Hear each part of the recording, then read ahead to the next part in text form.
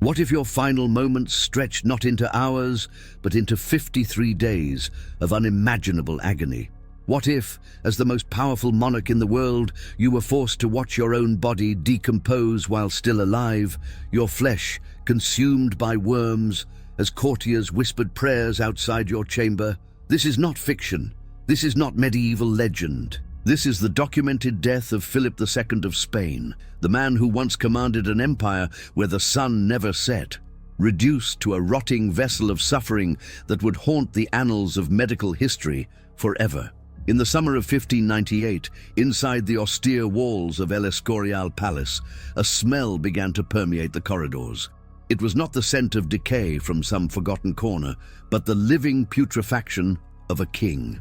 Philip II, ruler of Spain, Portugal, the Netherlands, vast territories in the Americas, and the Philippines named in his honor, lay dying in a manner so grotesque that even hardened physicians recoiled. His body had become a battleground where worms waged war against royal flesh, and the king remained conscious through nearly every excruciating moment.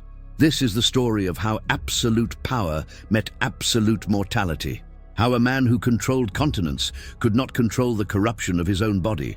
How faith, pride, and medieval medicine conspired to prolong suffering beyond human comprehension.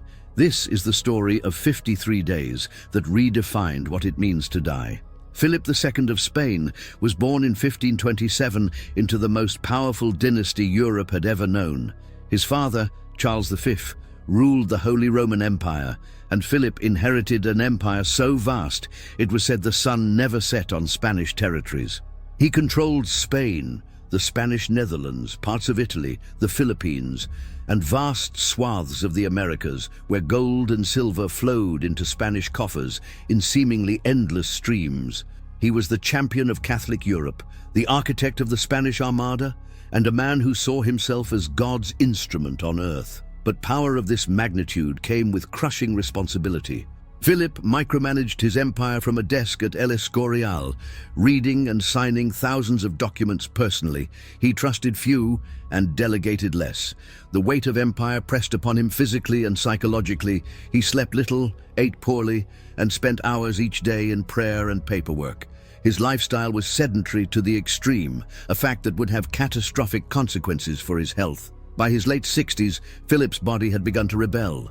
He suffered from gout, a painful condition caused by uric acid crystals forming in the joints, particularly excruciating in the feet and hands.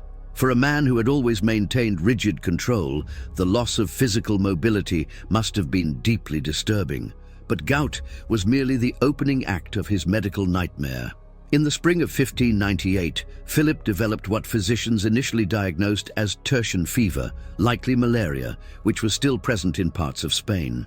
He also suffered from dropsy, the old term for edema, massive fluid retention that caused his legs and abdomen to swell grotesquely. But these conditions, terrible as they were, paled compared to what emerged next. Lesions began appearing on Philip's body. At first, they seemed like bed sores, unfortunate but manageable consequences of his immobility. The king had been largely bedbound for months, his gouty joints making movement agony, his swollen body difficult to maneuver. But these wounds refused to heal. Instead, they grew larger, deeper, more numerous. The physicians applied the standard treatments of the era: poultices, herbal compounds, prayers. Nothing worked.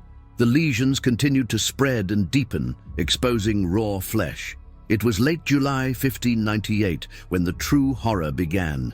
Philip had been moved to his favored chamber in El Escorial, a small, austere room with a window overlooking the chapel altar. He wanted to see the host elevated during Mass, to maintain his connection to God even as his body failed. He had ruled from this palace fortress, this monument to his faith and power, and here he would die.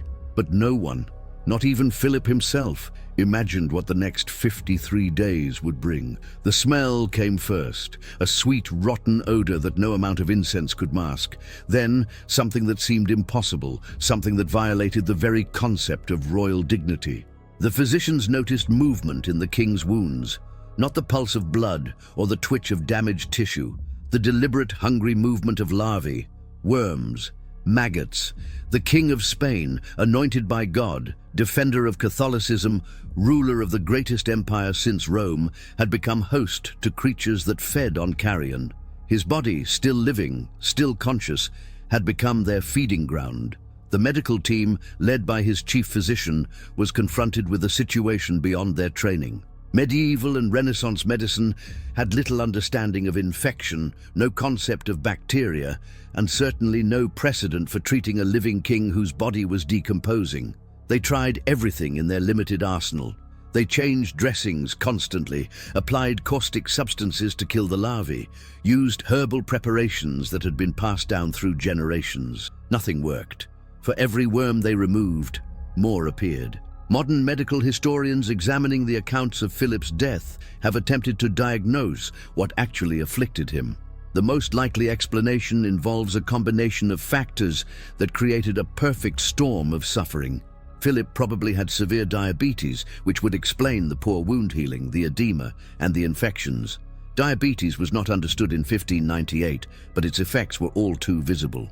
Combined with his immobility, diabetes would cause pressure sores that quickly became infected. In the warm summer months, with limited sanitation even in a royal palace, these infected wounds would attract flies.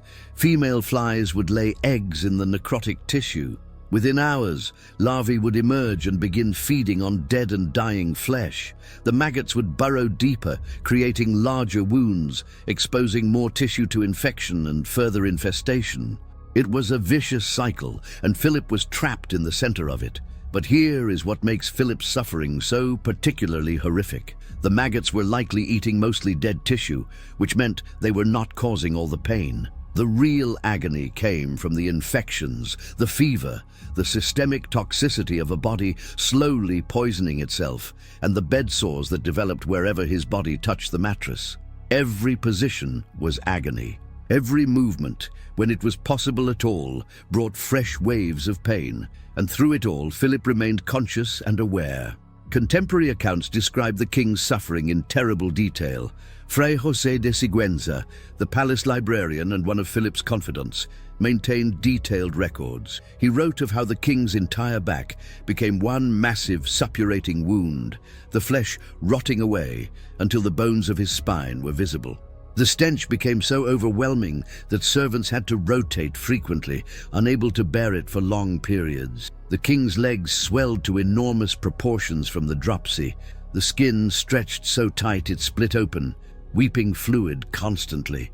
These new wounds also became infested. Philip could not sit up, could not turn without assistance, could not perform any bodily function without aid. His dignity, which he had maintained so carefully throughout his reign, was stripped away completely. His physicians tried to drain the excess fluid, using techniques that were essentially medieval torture. They made incisions in his legs to allow the accumulated fluid to escape. These new wounds, of course, also became infected and infested. Each attempt to provide relief created new avenues for suffering. The chamber where Philip lay became a bizarre intersection of the sacred and the profane. While monks chanted prayers in shifts, never letting the sound of devotion cease, servants fought a losing battle against the corruption of the royal body. They changed linens constantly, though moving the king even slightly caused him to cry out in pain. They applied fresh poultices, knowing they would be saturated with pus and blood within hours. They picked maggots from wounds with tweezers, a task that must have been as psychologically devastating as it was physically repulsive. Philip, for his part, tried to maintain his faith and his composure. He had always been a deeply religious man, perhaps obsessively so. He saw his suffering as a test from God, perhaps as penance for his sins, or as a trial to purify his soul before death. He requested that monks read to him constantly from religious texts. He asked for relics to be brought to him, sacred objects that he hoped might provide comfort or intercession. The priests surrounding him reinforced this interpretation of his suffering. They told him that his pain was uniting him with Christ's suffering on the cross. They suggested that God was testing his faith, preparing him for paradise. Whether this brought Philip comfort or added psychological torment to his physical agony, we cannot know. But he clung to these interpretations because the alternative was too terrible to contemplate, that his suffering was meaningless, that he was simply a body failing in the most horrible way possible, with no divine purpose behind it. News of the king's condition spread slowly through the palace, then to Madrid, then across Spain, and eventually throughout Europe. The empire waited for word of his death, but death seemed to take its time arriving. Ambassadors sent regular dispatches to their courts. "The king is dying," they wrote. "The king will not survive the week. The king continues in agony." Week after week, the reports continued, each one describing a man who should have died, but somehow remained alive. The medical consensus was that Philip should not have survived more than a few days in his condition. The infection alone should have killed him. The toxicity from the rotting tissue, the fever, the dehydration from constant fluid loss, the inability to eat properly, any one of these factors should have been fatal. Yet Philip lingered, trapped in a body that was simultaneously alive and dead. By the second week of August, the situation had deteriorated even further. The wounds on Philip's back had expanded until they merged into a single massive ulcer. Witnesses reported that you could see his vertebrae through the rotting flesh. The smell had become so powerful that it pervaded not just his room, but the entire wing of the palace. Servants covered their faces with cloths soaked in vinegar and herbs, but nothing could truly mask the odor of a living man decomposing. The psychological impact on those attending the king cannot be overstated. Imagine being a servant or physician required to handle this royal body, to touch flesh that was crawling with worms, to change bandages soaked in pus and blood, to look into the eyes of a conscious man trapped in this living nightmare. Some servants requested to be released from their duties, though such requests were largely denied. This was the king, and duty demanded they attend him no matter how horrible the task. Philip himself began to despair, though he tried to hide it behind prayers and pious statements. He asked repeatedly why God was prolonging his suffering. He wondered aloud if he had committed some terrible sin that required such extreme punishment. His confessors worked constantly to maintain his faith, to prevent him from falling into despair, which was considered a mortal sin in Catholic theology. Even in dying, even in unimaginable pain, Philip was expected to maintain proper religious devotion. The king's family visited regularly, though these visits must have been traumatic for all involved.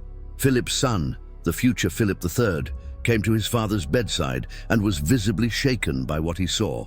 The young prince was being prepared to inherit the empire, but seeing his father in this state must have provided a terrifying lesson about the ultimate powerlessness of even the mightiest monarch. Philip's daughters also visited, though the accounts suggest their visits were brief and carefully managed. The sight of their father, the man who had ruled with such authority and command, reduced to a rotting, worm-infested invalid, must have been almost incomprehensible. Some historians suggest that these family visits were as much for political necessity as emotional comfort. The heir and his siblings needed to be seen attending the dying king to establish continuity and legitimacy. As August turned into September, Philip's suffering entered its most acute phase. The infections had spread systemically. He developed high fevers that left him delirious at times, though he always seemed to return to full consciousness, perhaps unfortunately. His kidneys began to fail, adding new dimensions to his suffering. The bloating from fluid retention became even more extreme. His abdomen swelled enormously, the skin stretched and shiny, adding to his inability to breathe comfortably. The physicians tried increasingly desperate measures. They applied leeches to draw out bad blood, following the medical theory of humors that dominated Renaissance medicine. This only weakened Philip further and created more wounds that became infested. They tried various poisons and caustic substances on the wounds to kill the maggots, but these burned the exposed flesh and added chemical burns to his catalogue of suffering. They attempted to reposition the king regularly to prevent new bed sores from forming, but this was nearly impossible. Any movement caused him to scream in agony. His back was one large wound, so lying on it was torture. His sides developed sores as well. There was literally no position in which Philip could lie that did not cause terrible pain. The servants devised systems of pillows and cushions, trying to distribute his weight, but nothing truly helped. During this time, Philip maintained something that seems almost superhuman: his mental clarity. Despite the pain, despite the fever, despite the horror of his situation, he continued to handle matters of state when possible. He signed documents, he gave orders, he dictated instructions for his successor. His mind remained sharp, even as his body rotted, perhaps the cruelest aspect of his suffering. A man in his condition should have been delirious, unconscious, spared by the mercy of mental oblivion. But Philip remained aware, awake, experiencing every moment of his decomposition. The religious observances in the palace intensified as September progressed. The monks' prayers became more urgent. Multiple masses were said daily for the king's soul. Relics were brought from across Spain: pieces of the true cross, bones of saints, sacred objects that had supposedly worked miracles. They were placed near Philip's bed, touched to his fevered skin, held before his eyes. He kissed them with cracked, bleeding lips, hoping for relief that never came. Philip began to make his final arrangements with increasing urgency. He dictated his will, though most of it had been prepared years before. He gave specific instructions about his funeral, about masses to be said for his soul, about the distribution of his personal effects. He seemed to sense correctly that his death was finally approaching, though even he could not have imagined how much longer his ordeal would continue. By mid-September, witnesses reported that Philip's body was more dead than alive. Large portions of his flesh had completely necrotized. The maggot infestation had become so severe that the physicians gave up trying to remove them, focusing instead on keeping the king as comfortable as possible. Though comfortable is perhaps the wrong word for someone in his condition. The best they could offer was slight reductions in pain through various herbal preparations and opiates, though these had limited effect. The king's appetite had vanished completely. He could barely swallow. When he tried to eat, he often vomited, adding to the indignity and discomfort. His body was consuming itself, the infection and fever burning through what little reserves remained. He was wasting away even as parts of him swelled grotesquely from fluid retention and infection. His face became gaunt, his eyes sunken, creating a skull-like appearance that terrified those who saw him. Yet still he lingered. Day after day, the vigil continued. The empire held its breath. Ambassadors' reports took on an almost surreal quality as they struggled to describe a situation that seemed to defy belief. "The king is still alive," they wrote. "The king continues to suffer. The king should have died weeks ago, but remains conscious and aware." Modern physicians reading these accounts struggled to explain Philip's prolonged survival. The human body has remarkable resilience, but there are limits. Philip had passed those limits weeks earlier. Some medical historians suggest he may have had an unusually strong heart and constitution, ironic given his many other health problems. Others wonder if the detailed accounts exaggerated the timeline or the severity of his condition, though multiple independent sources corroborate the basic facts. The most likely explanation is that Philip's suffering was prolonged by the very treatments meant to help him. Medieval medicine's emphasis on keeping patients alive at any cost, combined with Philip's own determination to remain conscious and in control, may have prevented his body from shutting down mercifully. Modern medicine recognizes that sometimes the kindest treatment is to allow nature to take its course, to provide comfort rather than aggressive intervention. But in 1598, that approach was not considered, especially not for a king. As the calendar turned to the second half of September, Philip's condition somehow stabilized at a horrific new equilibrium. He was not getting better, but he seemed to have reached a state where he could neither heal nor die. His wounds continued to suppurate. The maggots continued their work. The fever came and went. He remained conscious more often than unconscious. It was a kind of living death, a state that should not have been possible, but somehow was. During this period, Philip exhibited what many witnesses described as supernatural patience and faith. He did not rage against his fate, at least not publicly. He accepted communion regularly, or as regularly as his condition allowed. He participated in prayers and religious ceremonies as much as he could. He maintained the facade of royal dignity, even as his body betrayed every principle of human dignity. But there were moments when the mask slipped, when the pain became too much, when the king became simply a suffering man. He cried out in the night. He begged for relief. He questioned why God had abandoned him. These moments were dutifully recorded by the priests and servants in attendance, and they provide a glimpse of the human beneath the crown, a man in agony beyond bearing. The chamber itself had taken on an otherworldly quality. The constant prayers, the smell of incense mixed with decay, the dim light filtering through heavy curtains, the parade of monks and physicians and servants all moving in their prescribed routines around the dying king. It was like a scene from a medieval passion play, except the suffering was real and went on far longer than any theatrical performance. Outside the palace, life continued. The empire's business could not stop even for a dying king. Philip III was already taking on more responsibilities, preparing for a transition that seemed imminent but never quite arrived. The Spanish court existed in a strange limbo, caught between the reign of a living king who could not rule and a successor who could not yet take the throne. On September 10th, 50 days into his final ordeal, Philip received extreme unction, the last rites of the Catholic Church. This was performed with great ceremony, dozens of clerics participating in the ritual that would prepare his soul for death. The king was anointed with holy oil, blessed repeatedly, given final absolution for his sins. This was meant to be a prelude to death, typically performed when the end was hours, or at most days away. But Philip did not die. September 10th passed, September 11th, September 12th. The king lingered on, having received the last rites, but somehow unable or unwilling to release his hold on life. It was unprecedented. The religious implications troubled the clergy. Could the sacrament be repeated? Had it failed? Was God refusing to accept Philip's soul?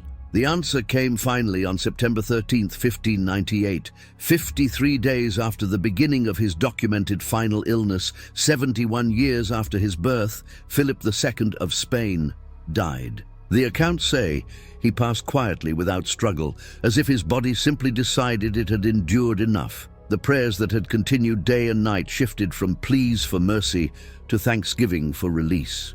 The immediate aftermath of Philip's death was carefully choreographed. The heir was notified. Ambassadors were dispatched to carry the news across Europe. The machinery of succession, prepared for months, clicked into motion. But first, there was the matter of the king's body. The corpse of Philip II was in such terrible condition that the normal procedures for handling royal remains were impossible. The flesh was too decomposed, too infected, too infested to handle normally. The embalmers faced an unprecedented challenge. Usually, a royal body would be prepared with great care, treated with preservatives, dressed in regal garments, and displayed for the public. None of this was possible with Philip. The body was washed as well as could be managed, though this must have been a horrific task. The priests performed their blessings. The corpse was wrapped in multiple layers of cloth soaked in preservatives and aromatics, as much to contain the smell as to preserve the remains. Philip was then sealed in his coffin quickly, far more quickly than protocol usually demanded. There would be no lying in state, no public viewing. The condition of the body made that impossible. The funeral itself was conducted with appropriate royal pomp, but there was an uncomfortable knowledge among all present about the true state of the king's remains inside that sealed coffin. Philip was interred in the royal pantheon at El Escorial, the palace monastery he had built, where his tomb remains to this day beneath the altar he had watched through his chamber window during those final, terrible weeks. The historical records of Philip's death are unusually detailed because of his status and because of the sheer duration and horror of his dying. Multiple eyewitnesses left accounts. The royal physicians kept detailed notes, hoping perhaps to understand what had happened, to learn from it, though the lessons they drew were filtered through the medical misconceptions of their era. The priests maintained records as part of their duties. These accounts, cross-referenced and corroborated, paint a picture of suffering that seems almost beyond human capacity to endure. Modern analysis of Philip's death provides additional context and diagnosis, though it can never fully capture the subjective experience of such prolonged agony. Medical historians now believe Philip suffered from several simultaneous conditions that created a perfect storm of suffering. Advanced diabetes mellitus, probably type 2, given his age and lifestyle, would explain the poor wound healing, the edema, the kidney failure, and increased susceptibility to infection. This was complicated by severe gout, cardiovascular disease, and possibly cancer, though the latter is harder to confirm from historical accounts. The bed sores that became the focus of his suffering were pressure ulcers, now called decubitus ulcers, which develop when sustained pressure cuts off blood flow to the skin and underlying tissue. In a bedridden patient with diabetes and poor circulation, these ulcers can develop rapidly and prove almost impossible to heal. Modern treatment involves regular repositioning, special mattresses, and aggressive wound care. In 1598, none of these options were available or understood. The maggot infestation, while horrifying, was actually a common complication of infected wounds in the pre-antibiotic era. Flies would lay eggs in any exposed wound, and the larvae would feed on necrotic tissue. Ironically, modern medicine has rediscovered that sterile maggots can actually aid wound healing by eating only dead tissue and secreting antibacterial compounds. But there was nothing sterile or beneficial about the infestation that Philip suffered. These were common flies laying eggs in a septic wound, and the resulting larvae only spread infection deeper. Philip's prolonged survival despite massive infection requires explanation. Without antibiotics, widespread bacterial infection should have led to septic shock and death within days. Some medical historians speculate that Philip's body had become colonized by bacteria over the long period of illness, creating a kind of horrible equilibrium where his immune system, though compromised, was able to prevent the infection from becoming immediately fatal while being unable to clear it entirely. Another factor may have been Philip's overall physical constitution before his final illness. Despite his sedentary lifestyle, he had survived to age 71 in an era when life expectancy was far shorter.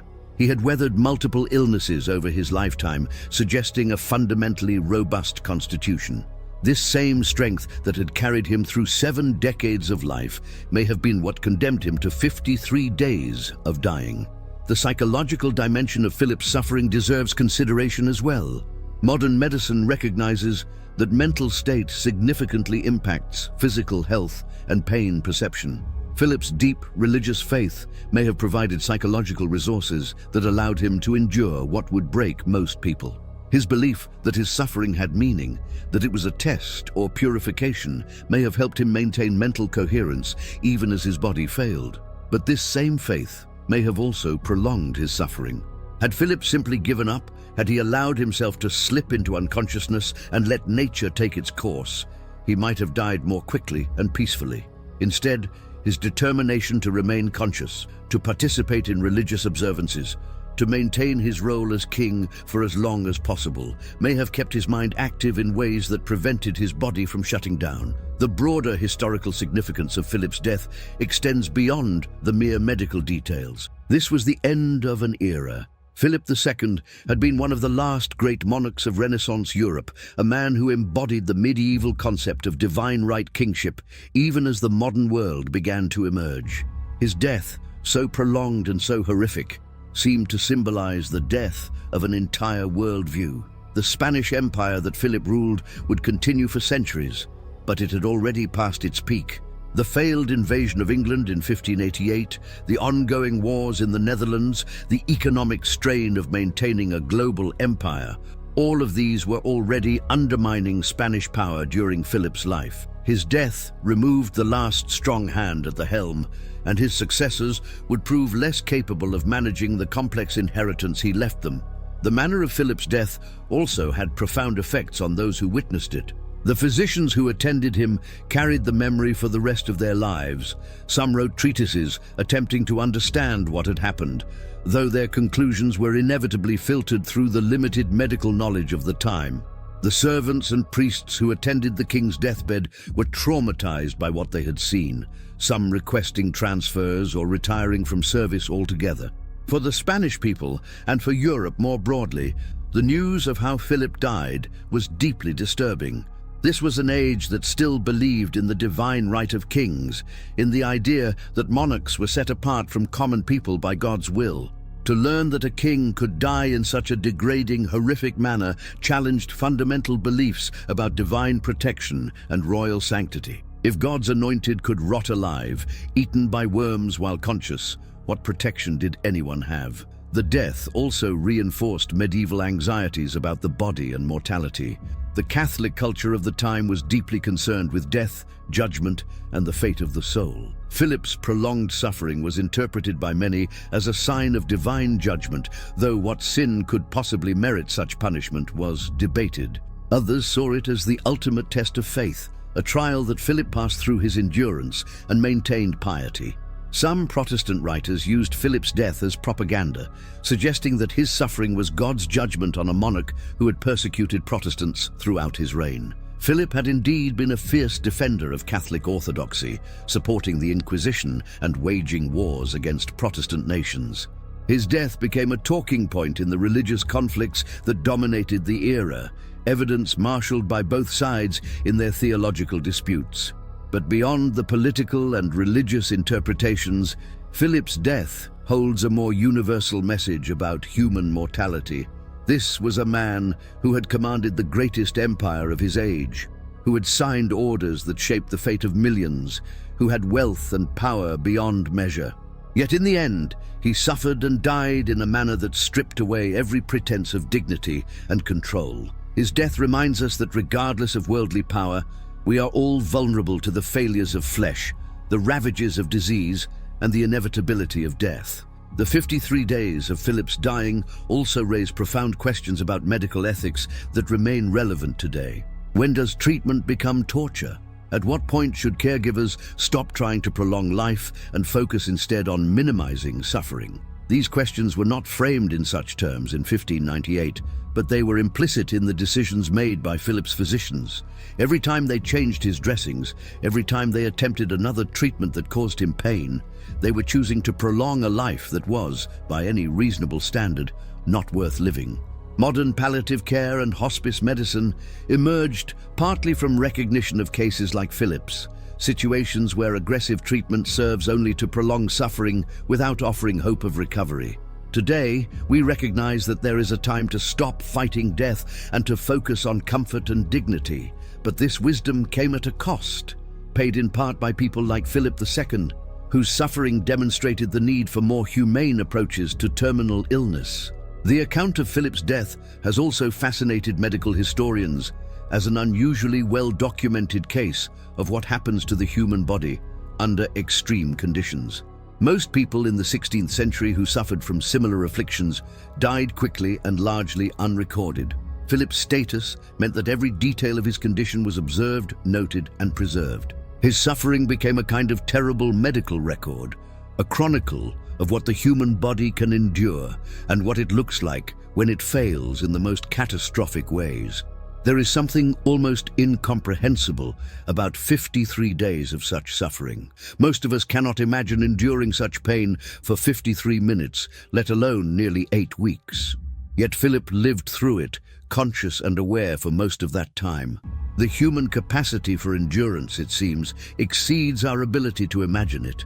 We are capable of surviving conditions that should kill us, sometimes to our misfortune.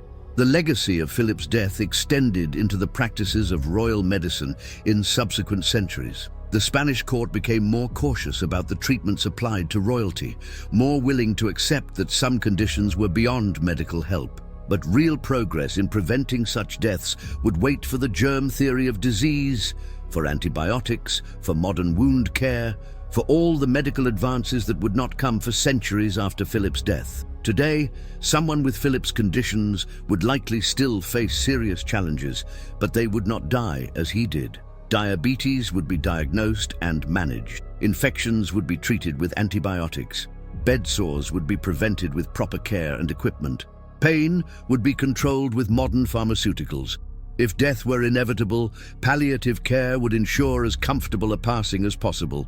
The gulf between 16th century medicine and modern practice is perhaps nowhere more evident than in comparing Philip's death to how similar cases are managed today. Yet even with all our medical advances, we have not eliminated suffering. People still die in hospitals, sometimes after prolonged illnesses that strip away dignity and autonomy. We still face questions about when to treat and when to let nature take its course. We still struggle with the fundamental human experience of watching the body fail and knowing that death is inevitable. In this sense, Philip's death, for all its historical distance, remains relevant. It reminds us that regardless of medical technology, we are all mortal, and we will all face our end. The story of Philip II's death is ultimately a meditation on mortality, power, and the limits of human endurance. It shows us that worldly power means nothing in the face of bodily decay, that faith may provide comfort but cannot prevent suffering, and that the human body can endure conditions that seem impossible. It is a story that is difficult to hear, difficult to imagine, and difficult to accept. But it is a true story, documented by multiple sources, and it deserves to be remembered. 53 days, 1,272 hours, 76,320 minutes. Every one of those minutes was experienced by a conscious human being whose body was decomposing while he still lived. The mind struggles to comprehend such an ordeal. We instinctively recoil from imagining it in detail, yet the historical record compels us to acknowledge what happened. Philip II died as perhaps no monarch before or since has died, slowly, painfully, in a manner that mocked every pretension of royal dignity and divine favor. His death stands as a stark reminder of our common humanity and our shared vulnerability. In the end, the king who ruled an empire where the sun never set could not command his own body to health, could not control the manner of his dying, could not escape the universal fate that awaits us all. The small chamber in El Escorial, where Philip died, was eventually sealed and became something of a macabre shrine. Visitors to the palace can still see the room, though it has been modified over the centuries. There is a small plaque marking it as the site of Philip's death, but nothing that adequately captures what occurred there in the summer and fall of 1598. Perhaps no words could. In the centuries since Philip's death, medical science has transformed our understanding of disease and our ability to treat it. We can prevent, cure, or manage conditions that would have been death sentences in the 16th century. Yet we cannot entirely eliminate suffering, cannot completely control the process of dying, cannot escape our mortal nature. Philip's death, for all its historical distance and its unique horror, reminds us of truths that remain eternally relevant. The king who rotted alive for 53 days, whose body became host to worms while he still breathed, who endured suffering beyond imagination. Philip II of Spain died as a man, stripped of every royal pretension, reduced to flesh that failed and a spirit that somehow endured. His death stands as perhaps the most horrific recorded in royal history, a testament to both human fragility and human endurance, a reminder that in the end, we are all equal before the universal reality of mortality. As we conclude this account, we must sit with the profound discomfort it evokes. There is no redemptive ending to offer, no lesson that makes the horror palatable. Philip suffered terribly and died badly. His faith may have comforted him, but it did not spare him. His power proved useless against the decay of his own body. His physicians could do nothing but bear witness to his agony. In the end, death came not as a welcome release, but as an inevitable conclusion to an ordeal that should have ended weeks earlier.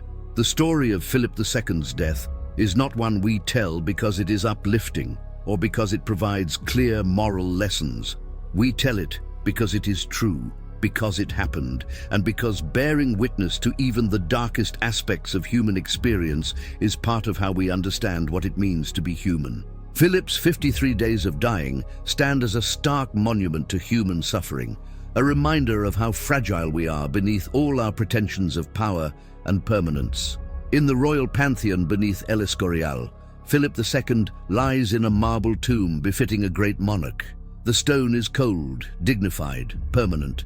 There is nothing there to suggest the manner of his death, nothing to disturb the solemn atmosphere of royal repose. But history remembers, the accounts remain, and the story of the king who rotted alive for 53 days endures as one of the most horrifying deaths ever documented. A reminder that, in the end, we are all vulnerable, all mortal, all subject to the ultimate democracy of death that respects neither power nor position. This is the legacy of Philip II of Spain, not just the empire he ruled or the wars he fought, but the manner of his dying, 53 days of suffering that defies imagination but demands remembrance. It is a story that haunts history, a death that stands as perhaps the most terrible ever recorded, and a reminder that even kings are, in the end, only human, only flesh, only temporary residents in bodies that will, eventually and inevitably, fail.